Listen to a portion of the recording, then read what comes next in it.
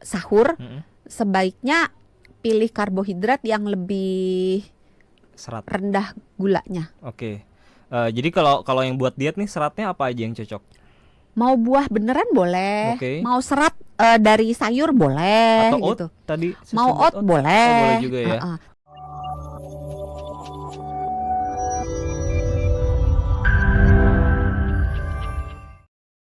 Salat ini banyak orang yang rekomen juga adalah kurma Ya, atau oat atau sayur-sayuran. ya. Ini contoh menu serat yang baik untuk orang-orang yang pengen diet nih apa sebenarnya? Untuk Yang sahur ya. apalagi bikin yang nggak kembung ya. Rasanya sahur jarang makan kurma ya? Atau Ada saya yang juga, salah? ada juga, Ada ya. ada juga. Mm-mm. Eh, saya sih menganjurkannya kurma dipindah ke buka Oh, buka puasa. ya, oke. Karena kurma itu tinggi gula. Jadi walaupun dia Termasuk kurma yang asli ya. Oke. itu sama kayak kismis, buah yang dikeringkan. Oh. Jadi dia tinggi gula sehingga cocok banget buat buka Untuk puasa. Oke. Tapi kalau untuk bersahur, Mm-mm. sebaiknya pilih karbohidrat yang lebih Serat. rendah gulanya. Oke. Jadi kalau yang buat diet nih seratnya apa aja yang cocok?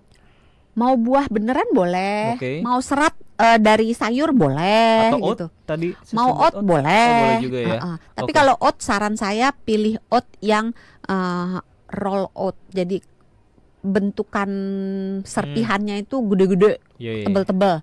Semakin dia halus, semakin dia cepat digiling oleh lambung, semakin cepat habis, semakin cepat kita lapar. Oke. Nah, terakhir nih protein.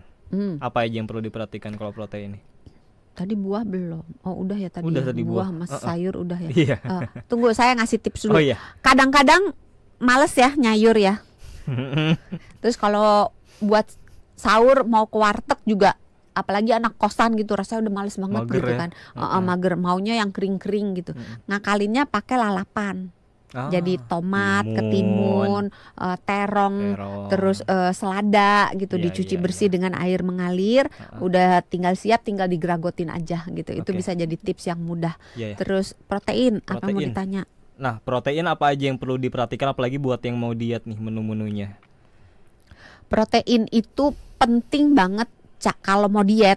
Cara memasaknya. Jangan pilih yang digoreng atau yang disantan. Jadi jangan pilih goreng, jangan pilih santan. Susah dong, semuanya serba digoreng banyak.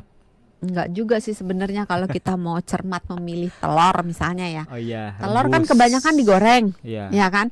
Bisa telur itu direbus atau dikukus, jadi dikocok. Ini saya sering sekali bagi resep ini dan Oh. ini resep yang bener-bener enak. Kalau gimana di restoran-restoran yang jual sushi Ah, itu namanya cawan musi kalau saya nggak salah. Dikoreksi ya sahabat Sonora Oke. kalau ada yang Bagaimana tuh resepnya tahu. tuh?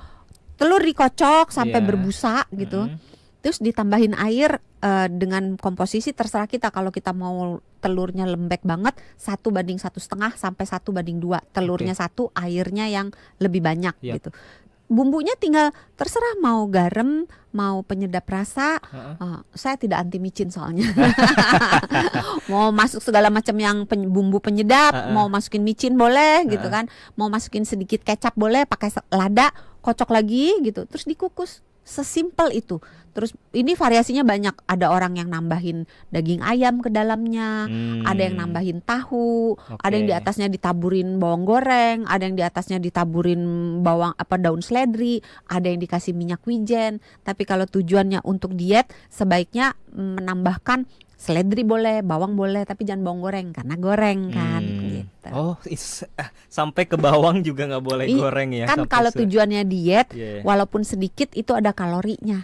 Nah ini kebetulan ya ada anak kos yang lagi diet, Apip katanya, masih bingung pilih menu sahur yang cocok dibeli. Apakah ada menu yang bisa dibeli di jam pulang kantor dan bertahan sampai sahur? Nah ini dia, ada banyak ya. Nggak punya kulkas berarti saya ya? rasa yang beli dari semalam dan cocok untuk bertahan sebenarnya makanan kita itu tidak baik disimpan lebih dari 2 jam 3 jam di suhu ruang. Oh iya.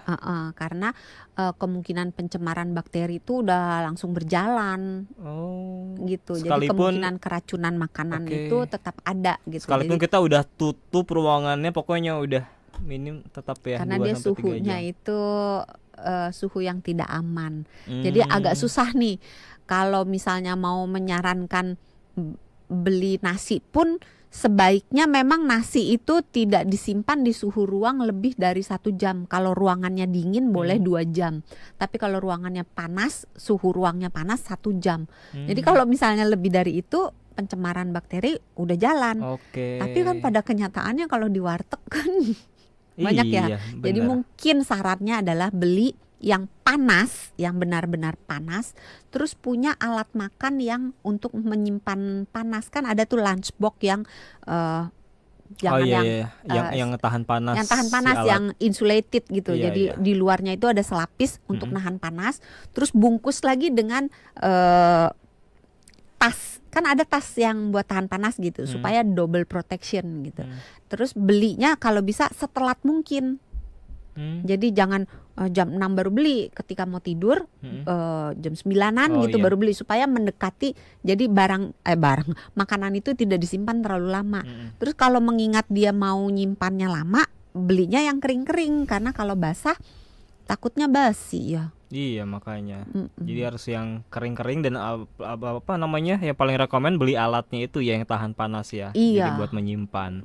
Karena kalau itu digunakan dan kalau mau supaya dia tambah panas, alatnya itu disiram air panas dulu supaya suhunya udah naik dulu gitu. Jadi dia akan membantu menjaga suhu makanan panas itu lebih lama.